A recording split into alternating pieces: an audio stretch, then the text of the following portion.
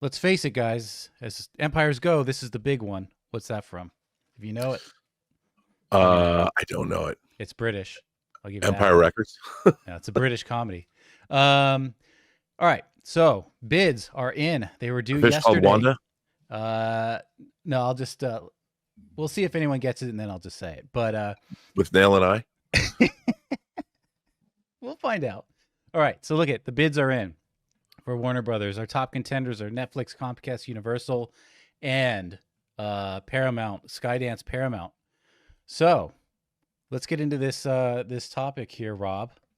This is from Variety, and they say Warner Brothers Discovery Company set to review first round of acquisition bids from Paramount, Comcast, and Netflix.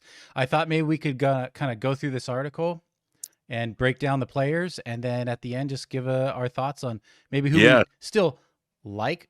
If it's going to be someone, who do we like, and then who do we think it's most likely? Life of Brian. There you go. That was Somebody it. said in the crowd. And let's face it, as empires go, this is the big one. You got it. Who was it? I see it coming from Muay Tyrant. Oh, yeah. There you go. Tyrant 2706. Somebody else might have said it, but you haven't given us enough time to hide. All right. So what do you think here? The Warner Brothers Discovery, it's about to dive into the nitty-gritty. Let's do it. I mean, I haven't read this article. I didn't read it all the way through. So yeah, let's go. What does it say? Let's go for it. The media conglomerate, home of Warner Brothers, HBO and HBO Max, CNN, HDTV and TBS, and more, is now evaluating multiple acquisition offers in a first round of bids. Multiple sources noted that the bidding process required participants to sign non-disclosure agreements. No kidding. As is commonplace, Paramount, Skydance, Netflix, Comcast declined to comment, as did Warner Brothers. I think they would. Let me close this little ad here. Whatever. All right. Last month, Warner Brothers Discovery announced that it had received inbound M&A interest for multiple parties. Moving down, David Ellison, fresh off closing his deal with Paramount Skydance in August, is known to have submitted bids for WBD. He was the first kind of to jump in the tank. And originally in October, Warner Brothers had rejected his $23.50 per share offer. 80% cash, 20% stock. Then Paramount upped its bid this week. And then we come down here. Where are we? Netflix and Comcast. These are the next players, which is splitting NBC Universal into two with a spinoff of its Versant cable-focused company by year-end. So they're kind of doing what Warner Brothers wants to do, break off their cable conglomerates. Right. So they're looking to break off as well, but they kind of want to absorb Warner Brothers, which is basically right across the street from the back of their lot. And then we move down here. It talks about, where is it? Netflix is looking good. Its hands, looking to get its hands on Warner Brothers' extensive production capabilities and deep film and TV library. You talked about that yesterday, Rob. The number one premium streamer would be acquiring HBO Max, so that would be a massive absorption of premium streaming there. So these are our three. What do we think is going to happen here, Rob? Gosh, it's, now that everyone's, I would have thought that the Ellisons would have nailed it.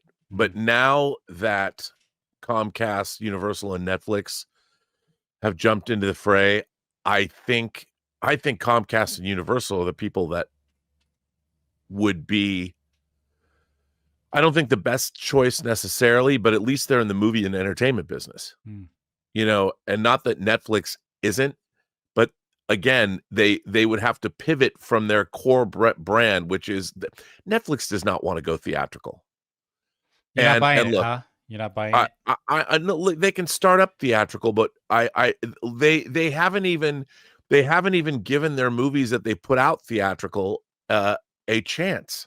Right. They've done it half-assed. Like, we'll put out the Glass Onion in theaters for a week and give it a week or 2 weeks at most. 700 theaters. I'm like, you bought a franchise whose first film made over 300 million worldwide. Yes. And they've been leaving money on the table, and it's, we're going to go theatrical for the final episode of Stranger Things. I mean, okay, good for you guys. And look, to be honest, Jonathan, I don't know if the theatrical business has a long life left to it. I mean, the month of October did not bode well. There's been a lot of really great independent film that we've seen coming out over the last couple of months that have virtually no viewership. I mean, I would have thought that something like Begonia would have at least brought in some people, but even that film, it's like $55 million budget. I mean, I don't know how theatrical can survive unless they're getting more and more of these epic event pictures that are really expensive to make. So, but I would like to have the theatrical experience last as long as I still take a breath. So give me 20 years before I shuffle off this mortal coil, you know. And so I would like to see Universal Comcast, I think, win. Plus, you know, they already have Harry Potter is a Warner Brothers, really a Warner Brothers franchise, but they've done great with the Wizarding World of Harry Potter, that attraction. Imagine what they could do with the other IPs that Warner Brothers has.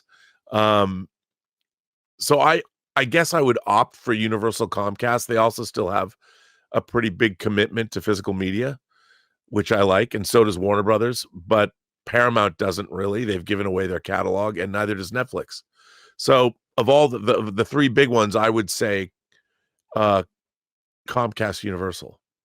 Yeah, I mean, that's where I kind of lean as well. Comcast Universal, one, logistically, it's right there. We joked they could have a sky bridge built over Smokehouse, right, for their golf carts to go back and forth, and a little pedestrian walkway on the side. Maybe a little shrubbery. I don't know. I keep going to Monty Python, but and I feel like in terms of preserving film, in terms of loving your product, and that's what it comes down to. It's not just a commodity. You're loving your product and your history. Universal loves its history, obviously. Warner Brothers loves its history. So does Disney. Netflix, what history? You know, mail out DVDs. I mean, Paramount did, but does Skydance, or Skydance just trying to make money? I mean, they're all trying to make money, but is there any kind of reverence for film history, film preservation? I'm of two minds. I get it. It's easy to be skeptical and say, well, the film industry is just going to die. Well, I don't know about that, because, you know, live, like Broadway musicals and Broadway plays are still very popular. People are still going, and those are way more expensive than a movie. It never really died off. I mean, audiences have gotten bigger for some of these plays. And when we look back, like, you could go back and say, oh, well, you know, more people used to go to movies. Well, let's go back to like the 80s. There's tons of movies that were independent films that did not really do well. And regardless of inflation, these were movies that like you saw in the mom and pop VHS rental stores.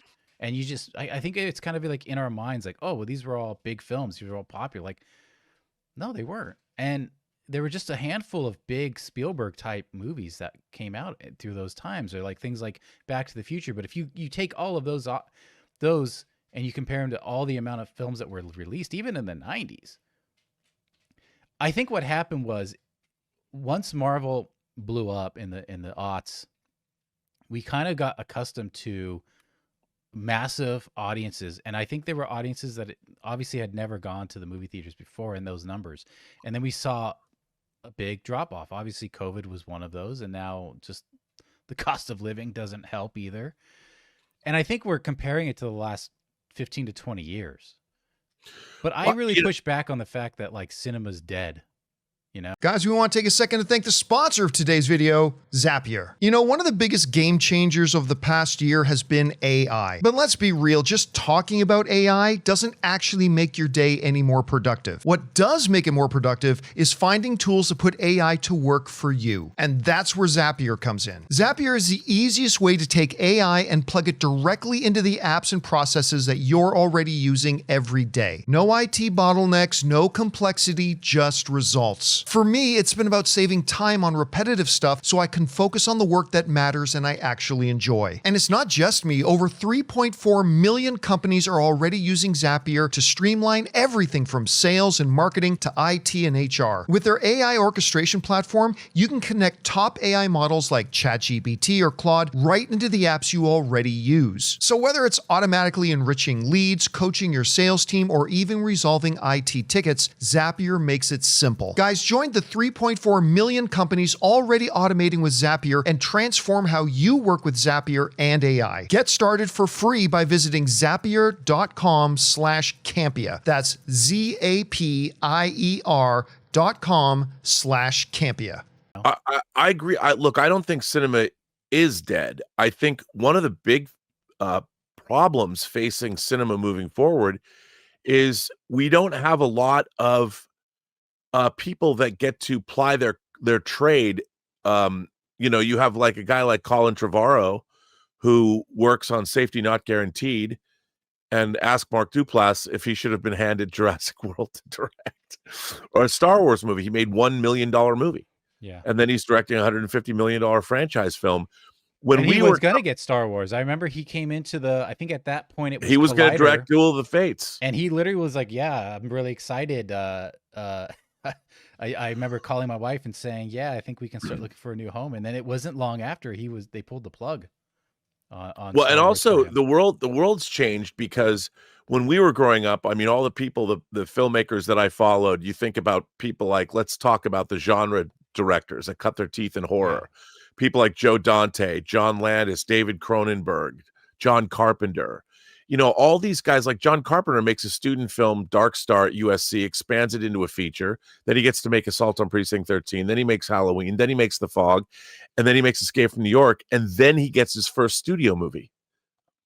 That never happens today. Mm-hmm. So John Carpenter plied his craft making banger independent horror films and crime thriller, you know, remake of Rio Bravo in the streets of LA in Assault on Precinct 13. And by the time he makes his first studio picture, he's got 5 movies. Let's see, Dark Star, 1, 2, 3, 4. We have five movies under his belt. Uh-huh. And nowadays that doesn't happen. Right. So, and by the way, all of his earlier movies, I'm not saying they're the best movies ever made, but his original, The Fog, Escape from New York, Halloween, become classics, and then they get remade. They were classics, but that's kind of my point. It's movies like Escape from New York. Even with inflation, let's just go back. It made $25 million in box worldwide, and it cost $4 million to make.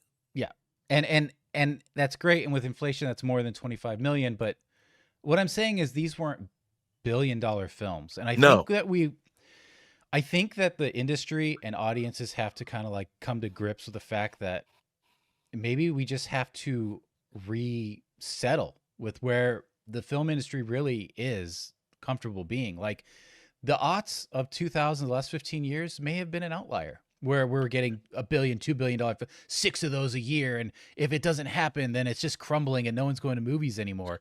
People talk about Escape from New York all the time, and it only made 25 worldwide. I mean, but back then it was a low budget film released by Avco Embassy, you know, and even big. I mean, the Thing and Blade Runner came out on the same day, and both tanked. Back in 82, the summer of 82, and now they're considered classics today. Yeah. But even those movies nowadays, big studio movies, you're looking at $150 million. Where are the people? Where are the new filmmakers? I mean, sure, we've got the Robert Eggers and the Ari Asters and Guillermo del Toro's making big movies, but how many great filmmakers do we even have left? How many new filmmakers are going to support the industry? If you look at the Marvel Cinematic Universe, you know, you see directors like when they got the Russo brothers had cut their teeth directing a lot of TV, whereas a lot of our big directors in the 80s had made 1 million commercials, like Ridley and Tony Scott had. So there were people that were plying their craft, making, whether it's TV or movies, they were making lots of things. Kenneth Branagh, you know, coming from the Royal Shakespeare Company to making Shakespeare movies to directing Thor. That was an unbelievable fit. And then he also directs Cinderella, kicking off the live action Disney remakes. So you have a guy that was Shakespearean trained, theatrically trained, who goes on, his first movie was Henry V that he started. Oh, and man, that's a good movie. And a young great movie, Bale. the St. Crispin's Day speech. Come on. And then we happy few, we banded brothers. They're so good. Man, and nowadays people don't even know Shakespeare. It's a bummer. But so now you go to look at the difference between even Joss Whedon, when he was tapped to do the Avengers movies. You know, he'd made Buffy and Angel, which were seminal shows for a generation, Mm-hmm. cut his teeth on those things. And then he made other things like Dollhouse and Firefly. He had a lot of work under his belt as a creative, as a writer. And they bring him on to do the Avengers. And look at what's happened in phases 4, 5, and 6. They're starting to get back to directors like Shackman has done a lot of work under his belt and things like that. But we need people that really know cinema and know how to make movies. And the only way to do that is to make movies. And we don't have a farm league anymore. We don't have theatrically released $4 million, $8 million. I mean, sometimes you'll get a Zach Kreger who comes in with somebody like a producer like Roy Lee, makes a Barbarian for $4.5 million, plies his craft. His second movie is Weapons. The deal was rich, but they didn't make that movie for a lot of money. And he's working his way up. Now he's doing a Resident Evil film. He's building his career. And I would imagine in 25 years, we're still going to be watching Zach Kreger movies. And that's the way it should be. Mm-hmm. And there's just not a lot of that happening because of the way the business works. Yeah. Well, I think there has to be a kind of a great reset. I think movie theaters themselves are going to have a hard look on what they're doing too, as far as costs. I'll tell you, something would have been better for AMC to promote was A-List. Instead of doing a Nicole Kidman, they should have put A-List, a great A-List commercial, because there's a lot of people that do not realize for 20 something bucks a month you can go see 4 movies a week. I would have had that plastered everywhere. And that's what movie theaters need to do. If people want to pay like a monthly fee for streaming, that's kind of what they're going to want to have to do, a subscription basis for movie theaters. It's a great idea. And you don't have, there goes my doves. And you don't have to like buy concessions. Come on, get to theaters. No, but I also think that, they've got to do, look, I look at the Regal, the Spectrum, Irvine Spectrum, Regal Cinema. I went and saw Friday the 13th 3D in 3D right before Halloween, and they put it in Theater 13. That was officer thinking on the part of the people of Regal. My local Harkins Theater programs Spanish language versions of our horror films like Final Destination. We need that kind of thinking. We need more of that out of the box. Yeah. And we need people to really innovate and make the movie-going experience special again. Well, we'll and see. I love it when people roll out for Wicked for Good and stuff like that. It's good. We'll see if we get something. That's a good transition too. We'll see if we'll get that. But when we have someone like David Ellison saying this is going to make if we were to purchase Warner Bros., it would be this powerhouse. I don't know that we want that in terms of the studio business, a powerhouse that like one voice. I mean, I don't know, but we'll see. They're going to do. I mean, I think Universal. Go ahead. Well, from a business standpoint, Universal Comcast would get my vote, but really, I would like Warner Brothers to stay autonomous. The article does say there's still an option that the board and decide they're going to sell off their stake in their cable businesses, and they're just going to be autonomous still. So there's still that chance. I would love it. Yeah, I think it's slim, but there you have it. So I know we kind of went off on there in the greater movie business, but I mean, we've talked about this purchase for some time. We just wanted to cover that. Yes, these were the players one more time. The bids are in, but kind of look at the health of the industry. Look, if they're wanting to pay $71 billion for a studio, there must be some belief in the health of this industry. So we'll see. Let us know. It's not AI. Yeah. You still need great creatives. As a tool, I think AI is fine. There's going to be a lot of innovative stuff, but no, you're still going to need human beings telling human stories. I mean, all AI will give you is derivative things that have already been made. Right. So anyway, let us know your thoughts on that. Hey guys, thanks so much for watching this video. Make sure you like the video, leave a comment, and subscribe to our channel. And don't forget, we have a daily podcast called the John Campea Show podcast, available on Apple Podcasts, Spotify, or your favorite podcasting app of choice. Go and subscribe to it today so it'll be there when you need it.